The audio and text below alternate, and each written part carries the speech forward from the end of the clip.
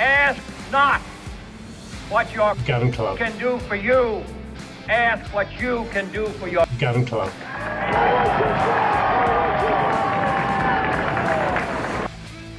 Welcome to the Go Years Australia podcast. It's the podcast for Australian shooters who just want the political interference taken out of shooting. Welcome to another episode of Gun News Australia, brought to you by Politics Reloaded and Gun Traders Australia. I have with me Jeff Powell from Western Australia, and I'll go through who he is in a minute. But Jeff, welcome to the program. It's good to see you. Thanks very much, Neil. Okay. Your father, Graham Powell. Do you want to just give a bit of a rundown of who he is and sort of what your journey through, following him around and being involved in ranges entailed? Yeah, no worries. Well, he was a co-founder, I suppose, of both Venturist and then what became the Sporting Shooters Association WA Incorporated over here, and certainly one of the buggers pouring slabs and literally throwing up the Pinjar Sporting Shooters complex north of Wanneroo, north of Perth. This is back in the 70s and late 60s. My vintage is 69, of course, so I was I was running around as a little tacker while they were literally throwing up buildings and doing all this sort of stuff. But I suppose I sent some photos to you earlier, Neil, as well, just to sort of tie in with the culture that the old man had been exposed to. Graham's uncles, grandfathers, fathers, mother, everyone had been involved in the war or a couple of wars. So he was immersed in those conversations around the table about the firearms culture and the need for democracy and the need to for defending democracy and for good conversation and very much in the way of those servicemen and women who went to war for us too. So he was having he was sitting around the table, those conversations literally as a 5 or 10-year-old. And I think he got his first firearm when he was 13. Yeah, so he was there, and Ross Allinson, who obviously were there. They helped kick off the SSAA. But Graham was also, I think, the founding president of the SSAA. He was, yeah. So in the incorporation, I mean, Peaky, as in Paul Peake, his little booklet on the establishment of sporting shooters in WA has a great lot of detail. And for those younger sporting shooters, etc., who would be interested, I would highly recommend they get into some of that history. But it came about because of, I suppose, the way the police were beginning to sort of muscle in and starting to, I suppose, impose regulations, and certainly regulations without consultation, regulations that were unfair, impractical. I mean, does any of this sound familiar to you? And so the interesting thing about this as well, which I was talking to Ross Allinson about the other day, was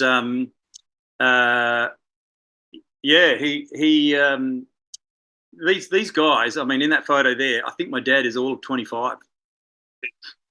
Yeah. And 26, and sort of there was a group of young men who came together because of their love of the sport, their love of competition, and their keen sense of they were the ones who were recommending the regulation as far as the framework. And as Ross said to me the other day as well, the guys were contributing, the founders were contributing large amounts of that text to that 1973 Act, and also with the cops putting in the regulations in place so that a fair and practical system was going to be there. And of course, the 73 Act then became the model that was sort of rolled out into the other states as well. Yeah, so that book again is by Paul Peake. That's the book right there, The Establishment of the Sporting Shooters Association of Australia in Western Australia. Don't know if you can still get it, but if people want the history, that's where it is. It's very, I think, it's really good to be able to speak with people who are right at the start of this, because, as you know, Western Australia has been a big issue, not only for shooters in WA, but shooters in other states. We're watching you very carefully. There's been games being played which have been quite unfortunate, which I'll get onto in a minute. But it's great to know who was behind it, how it started, and the fact that it was started because of the political fights and challenges you were facing. The need to actually try to manage the problem that you were facing. And the fact that they got together, formed a community, and then got involved in the actual process. And I think that's a little bit at odds with what's happening now, Neil. And the thing that I suppose the reason for us catching up and certainly the concerns that I have as far as the community, I'm a bit confused. And I think in a way the minister, the commissioner, the police who are writing these regulations have got us at a disadvantage, because there is no fire around which we are meeting to discuss this as firearms users, whether you're sporting or practical. I mean, I'm a primary producer. As I said to you before, the culture here on the farm is we use firearms nearly every day. I'm a poultry farmer, so every fox in the state has my address. It's sort of coming into that modern context. Talking about the fight, whether it's the national union, the shooters union, or it's the sporting shooters over here in WA. I think divided we are going to fall, and we really need to be coming together. And I suppose, as I've watched this unfold over the last few months, and indeed probably for last year, increasingly becoming concerned to the point where now I feel like I need to act and I need to speak up about this, because it's also about democracy. This is about citizenship, and in a way, the parliament is so unbalanced. We've gone to the point where we've got this absolute domination of one party, and that lack of diversity has led to a lack of discussion. And there's an old phrase in social justice that if the process has been good, people can generally live with the outcome. And in the case here, it's a really bad process, and people are really, really unhappy. It has been one of the worst examples I've seen of how governments work in a long time. And, equally, it is incumbent on the shooting community to respond and take action. You had the start right there with, the formation of the SSAA WA those years ago, where it had actually rolled up its sleeves, became active. And of course, we saw that again with in 96 when, there were marches all around Australia on the issue of the semi-autos. So here we are in 25, and we're seeing organisations that are flat-footed for whatever reason, and that's disappointing. We can't afford it, I think is the point. Sure, we can have a debate about who should have done what, but we can't afford that. And we've seen exactly in WA as to why, and other states their turn will come sooner than they think.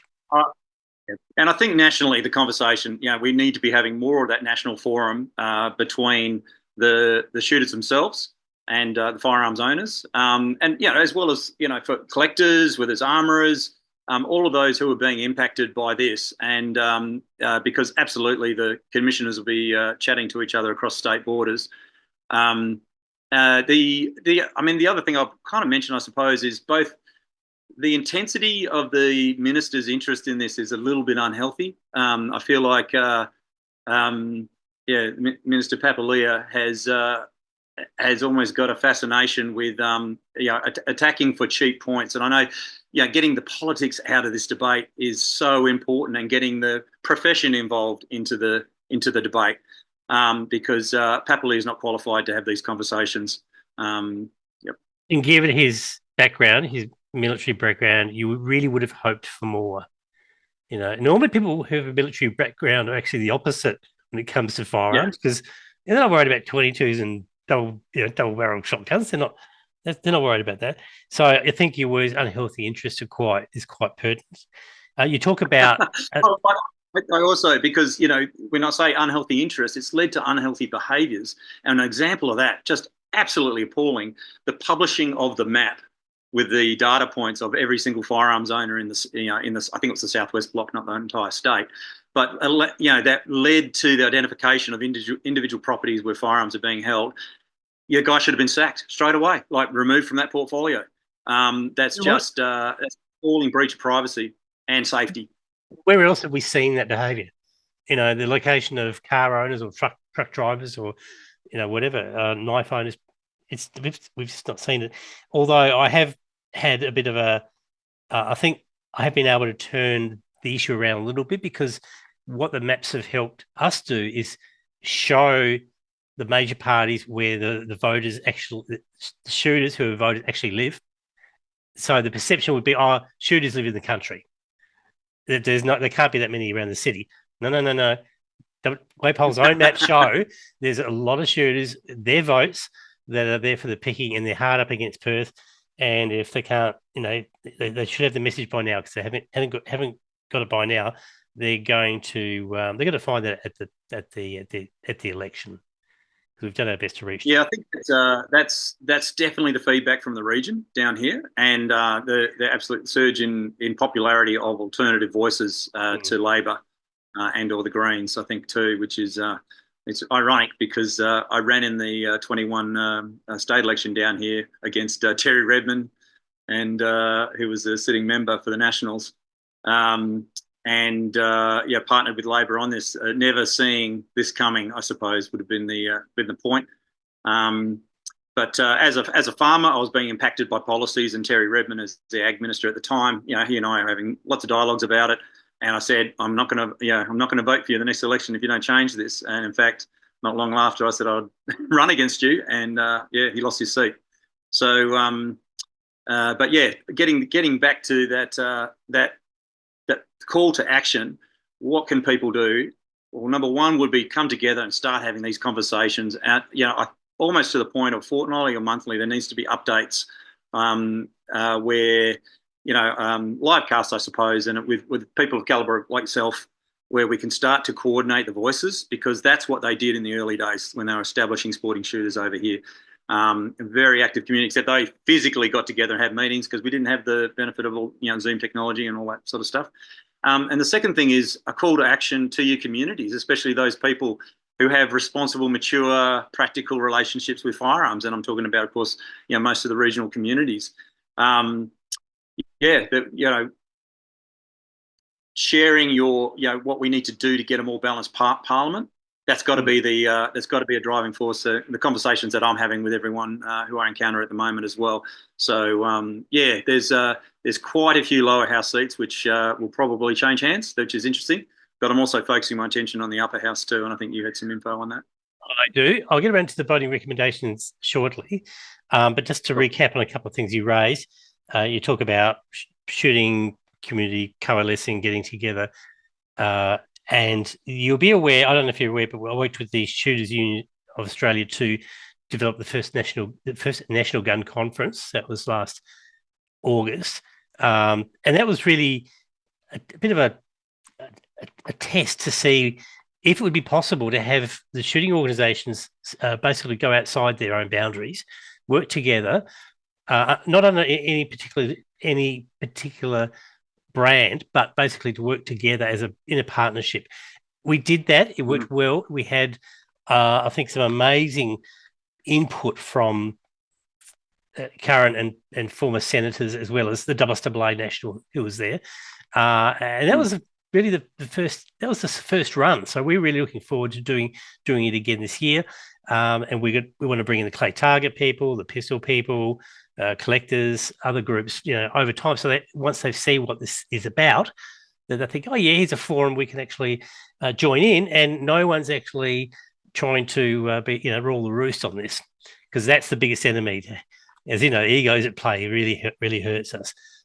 And extreme views, right? So I think I count myself very fortunate that I grew up in that culture. That was a responsible, practical, mature culture of firearms users and competition. Some of the old photos I've sent you of the old man there as well, doing just that.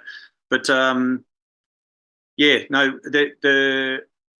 conference is annual, and these events are unfolding much more quickly, I think, than that. So yeah, we need somehow we need to address that. I'm not sure if I'm the person, you're the person, where that leadership needs to come from in a way. But I used the word before, or high intention, low attachment. It's actually a Buddhist mantra that if we have an intention towards, a vision for how firearms are part of our society and a mature, civilized society, then we can have a low attachment to it being our way, or, you invite more voices in that way, but in a way that hasn't happened here in Western Australia. both the appalling consultation, ignoring the Law Reform Commission's recommendations on the Act and the regs as well. Yep. Joining our YouTube channel entitles you to see our episodes before everyone else. Plus, we'll be running Friday night live streams from April just for our members. And by doing this, you'll also be supporting work we do that will enable us to get more and more important information out to the shooters on what's happening with the shooting sports. You mentioned the call to actions. There are things which shooters watching this Western Australia can do. As this comes out, early voting will be on, so you can go in and vote. And we'll get on to who to vote for shortly, but it's important that they don't rush the voting process. We are so used to rolling up at the booth, getting the how to vote cards, getting our name ticked off the thing, going, voting, get it out of the way, and then heading off to Bunnings to get some stain for the deck, and not really giving what we've done a second thought. Shooters, you need to listen to this. Now, before we get on to actually who to vote for, if you come across the candidates, at the local shopping centre, handing out their cards, speak with them, tell them you're a shooter, tell them that this matters to you, and walk away, go to Coles, whatever it is. Let them know.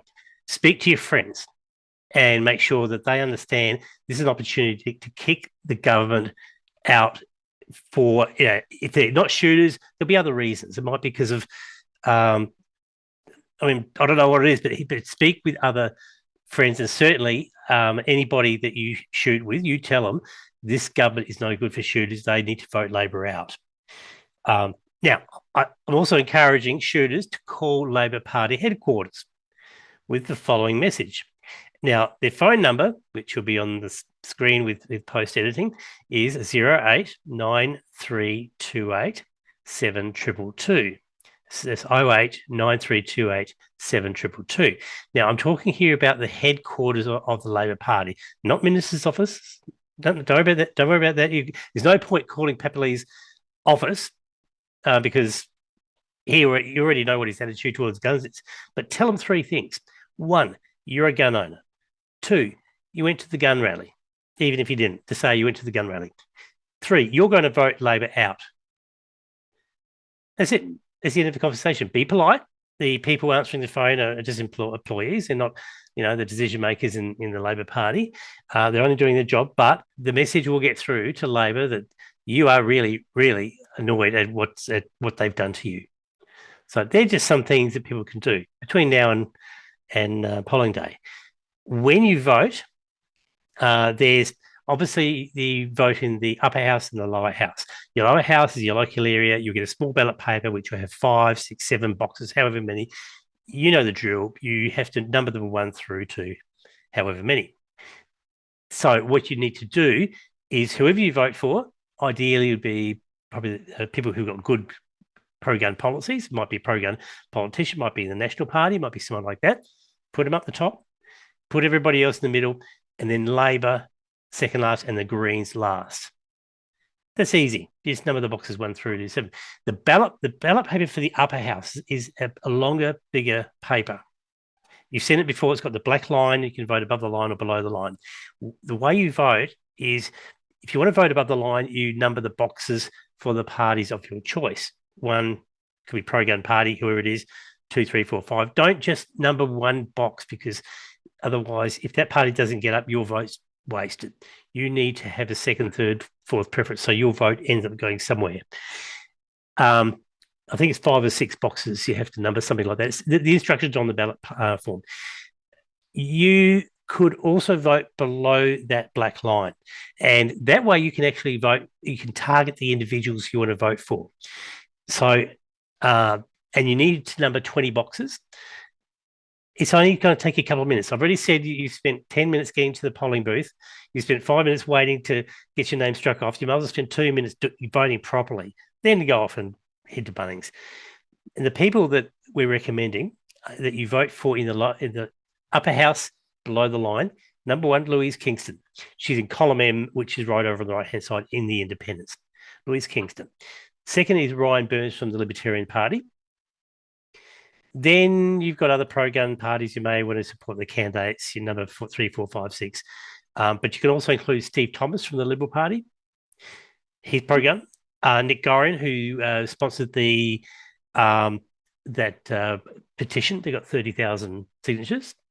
The Liberal Party, the Nationals, the Liberals. So there's quite a few you can number, and you just got to number 20. So you don't have to number every box, just 20. So, and in the lower house, there's a couple of people I want to call out. And sorry to keep going here, Jeff, but I will throw it in a second. But, no, it's all good. No, I like what I'm hearing. But the two that I really think are worth supporting are Tom Bruff, who's a Liberal Party candidate in Albany. Okay, he's if you're in the Albany area, he's you know him by now because he's got quite a profile. He's a shooter. He's a pro gun, and he speaks well on the issue. And the second person is Morgan Byers from the National Party in the seat of Darling Range. He's up against Labor's Hugh Jones, who runs a mile whenever you say you're a shooter. So that's how to vote, and that's I guess a quick rundown of who to vote for. And Jeff, you want to add a few names or tips to people who are watching? No, you've nailed all of them. No, locally. So, I haven't had a chance to have a good exam because our seat has actually just changed. So we've flipped from a lower electorate to an upper electorate. So I've only had to, in the last couple of months, sent out letters to the incumbent sitting Labor politicians. And of course, the replies I got were just straight out of the police minister's handbook. So but this is worth doing just a little bit of research. Jump onto the Facebook pages in your local electorates, find out who they are, what they stand for, write to them. You only really have to compose one email that sort of outlines your views, a paragraph or two at most, and then send it through to them, the sitting members, and then of course to the candidates as well. The candidates have all been really responsive, which is amazing. So, yep. Now, tell me a bit more about what your father shot. I think you mentioned he had quite a number of firearms, some collectibles. Tell me about those. Yeah. Well, we lost Dad back in 2017. So after a battle with dementia, and it's a very difficult time. But some of the disciplines I suppose that he was also instrumental in founding was the West Coast Pistol and Revolver Club based up at the Pinjar range, and in his later years down at the Jarrahdale Pistol Club or Firearms Club, and but no, multidisciplinary. He loved his old pistols, I suppose. So some of the favourites among the 455 Webley Revolver, and old Scotland Yard detectives. These were things I saw him acquire and then restore. He was an incredible metal worker and woodworker.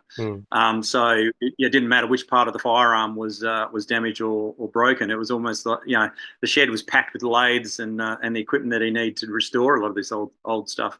He had a number of Lugers, including a German officer's sidearm, World War I sidearm. But of course, as a person who inherited his collection, I couldn't. There was no justification for me holding a collection that large. But no, I kept a few of the favourite. Some of the old 3.0s, just beautiful. These are handcrafted. Well over 100 years old. So just things of more sentimental value to me, and then some of the practical stuff. I'm turning up at the Bunbury Sporting Shooters Club. Had a great conversation with those guys the other day, and because I'm one of those people who's being affected by these changes, and where things I no longer will qualify to have some of these firearms on my collector's license. So which is sad in a way, because these are entering into the realm of artifacts. They're from another era, and to damage them in any way, it's the same way. What would you do with a piece of archaeology? You wouldn't damage these things, but that I can't be the custodian of them as well is a shocker, and I haven't been consulted about it. So no, and you've seen the scare campaigns by Western Australia Police through their SMSs. You've seen the buyback prices that were offered. Seriously, you wouldn't read about that. It's quite intimidating to receive, unwarranted. Like I don't like spam. I don't like being spammed. And what made the police think that they could contact me via my mobile phone by SMSing me, a general correspondence. I've got an email address. Firearms Branch has got that. You're very welcome to contact me or call me during office hours.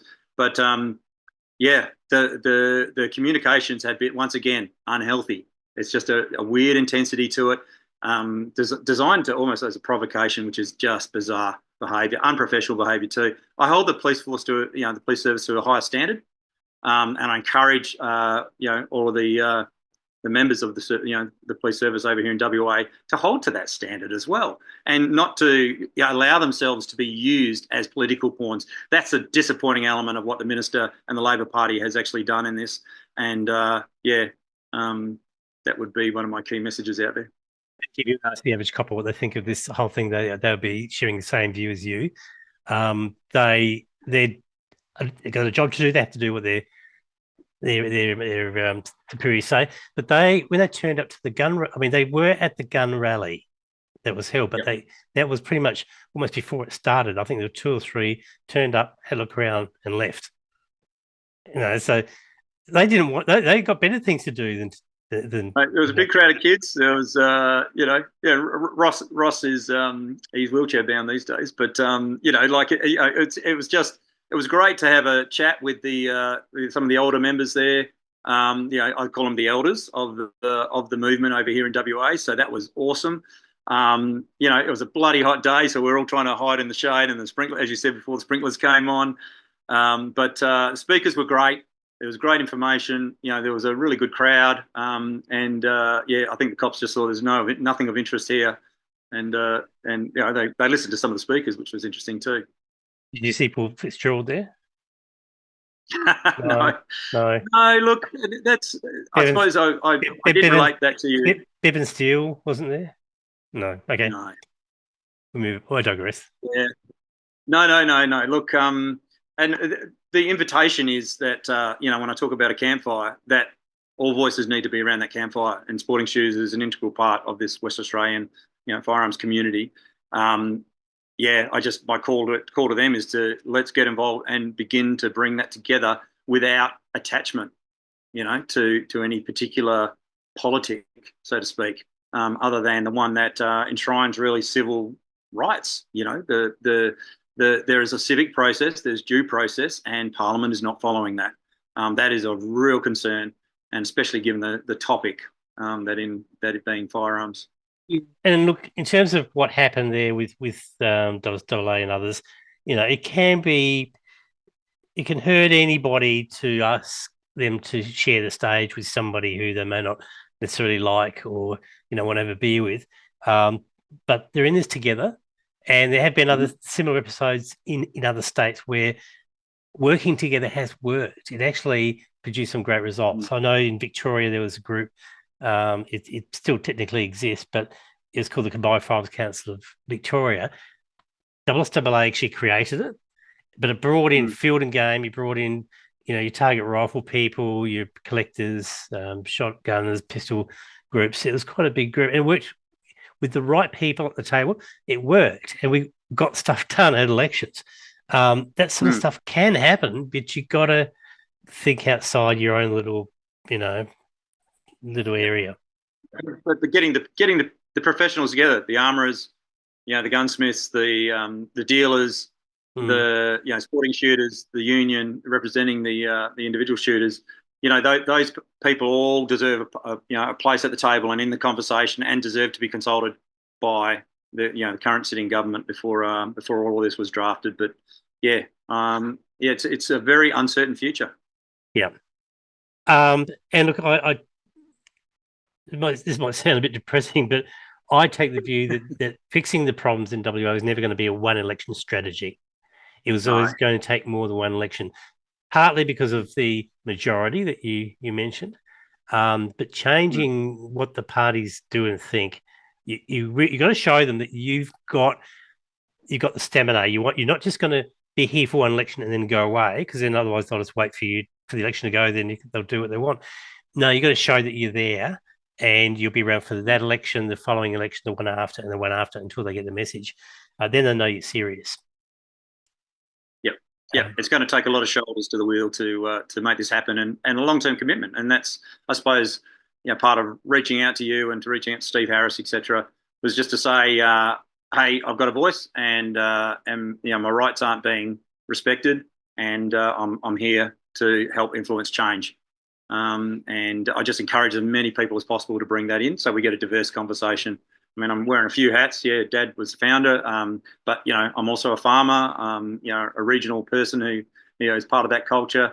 I'm now going to get involved with competition firearms, which I had a childhood involved in it, but no, now it's time. It's just time to get involved. Can no longer afford just to get busy. What sort of comps? What sort of competitions? What sort of competitions? Oh no, I'm talking about up at the Pinjar, up at sporting shooters up at the complex. So in the weekends. So it was awesome, because in the old days, whenever there was an aircraft carrier or an American destroyer or any of those large ships, the guys from sporting shooters would be out there, and the competition would be on. You get a busload of troops from the carrier, and just a great social atmosphere, big event. Dad's among Dad's memorabilia is just all hats and badges and cigarette lighters and all these things from these great the great military machines and traditions of the world. So that's what used to happen. I'm not sure if that necessarily occurs as much anymore, but that's the childhood that as a young person, great memories with Dad and with the guys, the founders of the club, generating that kind of sporting interest. Okay, Jeff Powell from Western Australia, thank you so much for your time. It's been really good to talk to you, and thanks for the history lesson on SSAA WA. No, thanks very much, Neil. I really appreciate the opportunity, and good luck to us all. Great. Okay, thank you. See you later. I hope you enjoyed this episode of Gun News Australia. Make sure you subscribe to the podcast and that you're on our email list. And don't forget to check the episode notes, because that's where you'll find out how to support the show. We'll see you in the next episode of Gun News Australia, brought to you by Politics Reloaded.